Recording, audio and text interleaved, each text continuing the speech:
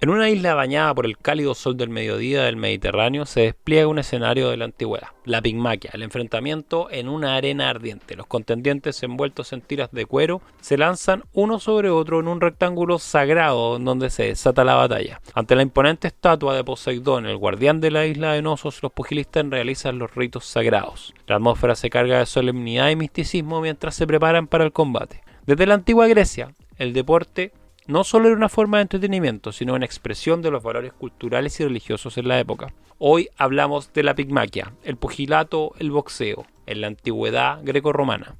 Las competiciones físicas no eran solo rituales sagrados.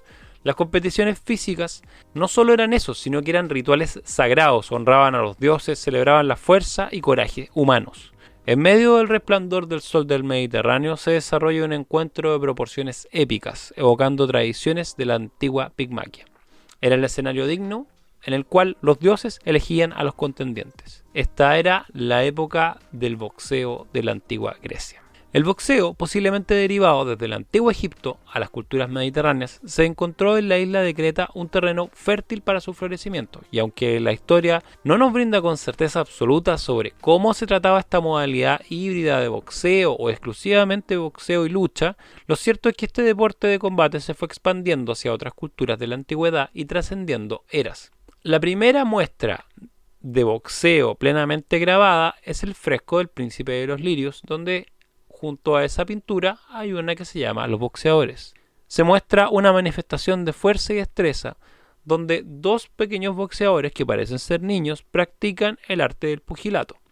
En sus manos tienen guantes que parecen ser de práctica. Asimismo, las fuentes literarias nos entregan muchos combates. En este contexto, el famoso encuentro, y probablemente el primero datado directamente en una obra literaria, es el encuentro de Peios e Euyalos durante los juegos funerarios de Patroclo en la Ilíada. En la competencia de boxeo entre ambos púgiles durante los juegos fúnebres de Patroclo, se describe el entrenamiento lleno de intensidad y fuerza. Ambos contendientes son descritos como hombres nobles y poderosos con destreza en la lucha, cuerpo a cuerpo. El combate se presenta como un choque de manos pesadas y contundentes con intercambio de golpes constantes que resuenan en la arena. Se evoca una atmósfera de tensión y anticipación, ya que los espectadores están muy atentos a presenciar quién saldrá victorioso de este enfrentamiento atlético. A pesar de que el combate parecía igualado, Epeios, con su habilidad y agresividad, logra conectar un golpe devastador que derriba a Euyalos, provocando su derrota. La narración resalta la fuerza y determinación de Velos, pero también resalta un aspecto muy particular del boxeo en la antigua Grecia: la astucia.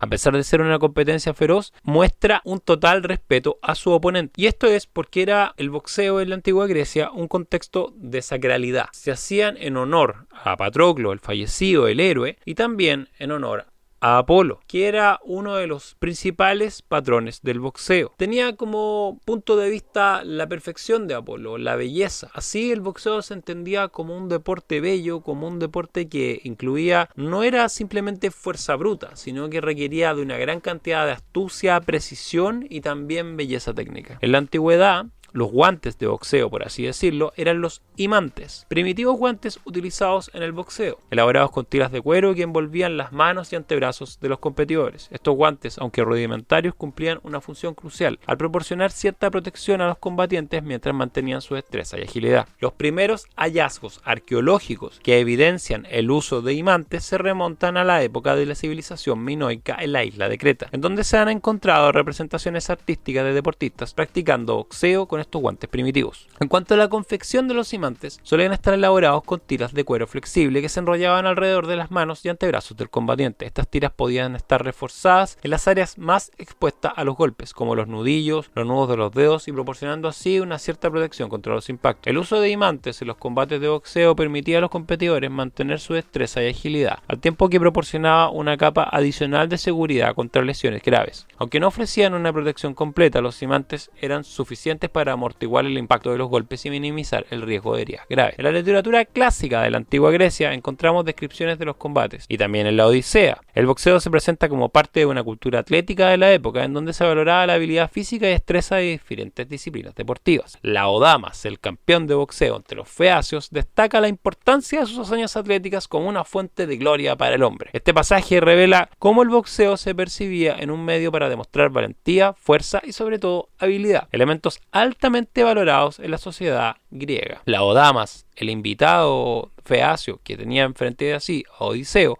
lo desafía a participar en una competencia atlética, instándolo a demostrar su destreza en deportes como el boxeo, la lucha y la carrera. Esta interacción ilustra el boxeo como considerarlo una actividad sumamente común. Odiseo era invitado de los feacios y sin embargo se le invita a competir en este tipo de habilidades. Era muy común en eventos deportivos que los hombres competieran entre sí para demostrar su habilidad física y atlética. Aunque Ulises en ese momento, en la Odisea, elude el desafío directo al no participar en la competencia, su respuesta sugiere que reconoce la importancia del deporte en la sociedad. La intervención del príncipe, con música y baile para desviar la atención de la confrontación atlética, subraya cómo el entretenimiento y la competencia deportiva estaban intrínsecamente ligados en la cultura antigua. Hay algo importante acá que Ulises siempre hace. Es una persona astuta. Sabe que está invitado en la corte de los feacios y al ser un boxeador hábil sabe que tiene la capacidad de vencer al príncipe. Sin embargo, si yo venzo al anfitrión puedo quedar en un muy mal pie. En resumen, este episodio de la Odisea ofrece una visión fascinante de cómo el boxeo integraba la cultura atlética y competitiva en la antigua Grecia, mostrando cómo valoraba la valentía, fuerza y sobre todo la capacidad de pensar con astucia.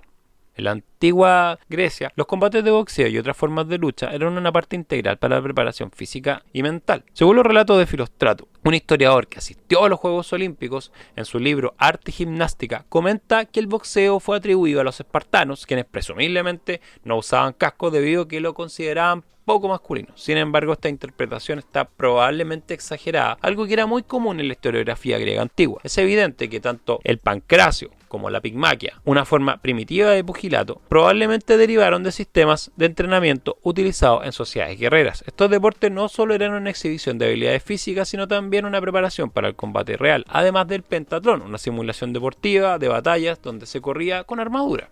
Según Filóstrato, los griegos practicaban 3 estilos de combate de manera popular: el pugilato o la pigmaquia, como la vamos a llamar para el caso de la antigua Grecia, la lucha, que sigue siendo el tipo de lucha grecorromana, llaves, sumisiones, estrangulamientos, y el pancracio, que tiene varios nombres, pero para referirnos desde el español le vamos a decir pancracio, que se llama pancration, pancratio, pancracio. Este último era un sistema de combate completo, que de hecho incluiría un capítulo completo solo para hablar de él. Era una variedad de técnicas de proyecciones, estrangulamientos, golpes de pies y puños. El pancracio era particularmente exigente ya que requería una combinación de fuerza, resistencia y habilidad técnica. Según su descripción, los boxeadores buscaban impactar con ambas manos, y en casos en que los rectos de izquierda eran definitivos. Según la descripción de Filóstrato, el boxeo, la pigmaquia, los boxeadores buscaban impactar con ambas manos. Los golpes rectos de izquierda eran definitivos y la mano derecha parece especialmente reservada para golpes en particular ascendente, como uppercut o volados de derecha en contragolpe. Si lo lleváramos a la realidad, se parece bastante al estilo africano actual del dambé. Cabe suponer que, como ya hemos indicado, el gran espacio que existía en un lugar designado para competir permitía una gran movilidad y evadir golpes. Si tomamos en cuenta los relatos de la época como el combate en una constante de ataque y evasión, el combate de boxeo podía ser bastante móvil. Filóstrato afirmaba que simplemente la naturaleza humana de atribuir más gloria a un vencedor olímpico repite los hechos de sus antepasados, porque las personas valoran las habilidades heredadas. Probablemente sea debido a tales creencias generalizadas en la antigua Grecia que los campeones aparentemente de origen humilde destacaban y perduran en la mitología. Una de estas historias mitológicas era del famoso boxeador llamado Glaucos, hijo de un trabajador común, quien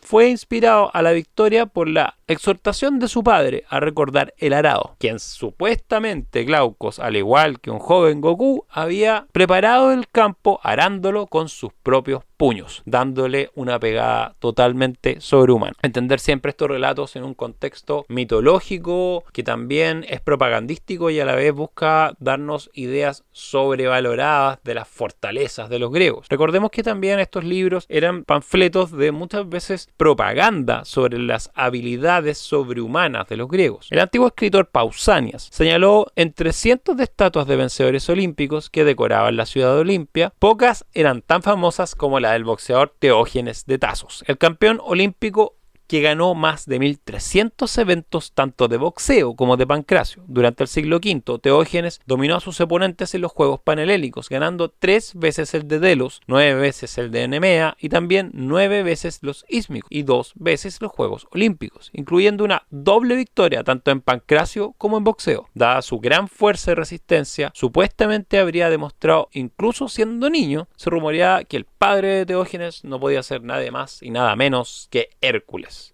La arrogancia y glotonería de también Hércules se habían sido heredadas a Teógenes, quienes sus proporciones hercúleas lo mostraban siempre como una persona que consumía una gran cantidad de comida. Consumió un toro entero en una apuesta y se reportó que desafiaba a los invitados a luchas y hazañas de fuerzas en la mesa del comedor. Aquí hay un evento importante respecto a cómo los griegos veían la fuerza. Destacan a Ulises porque sabía decir que no a un combate, porque sabía ganar un combate con astucia, porque sabía ser más rápido, más inteligente o engañar mejor. Pero Teógenes, si bien era un campeón con una cantidad incansable de combates, era visto como una persona que ejercía la fuerza y la violencia. Por lo tanto, no se tenía en misma estima del héroe. En resumen, hemos explorado algunos de los orígenes de la pigmaquia en la antigua Grecia, así como descripciones literarias en la Ilíada y la Odisea, que nos ofrecen vívidas imágenes de combates. Además, hemos analizado las historias heroicas de Glauco o Teógenes de Tasos, destacando las distintas prácticas deportivas de los deportes de combate. Evidencias proporcionadas por Pausanias y Filóstrato nos ofrecen una visión más completa de la práctica del boxeo en la antigua Grecia, así como su significado cultural y religioso. Es evidente que el deporte no solo era una forma de entretenimiento, sino también estaba imbuido de una profunda dimensión religiosa, relacionada con la veneración de los dioses y la expresión de la valentía y habilidad atlética. Estos aspectos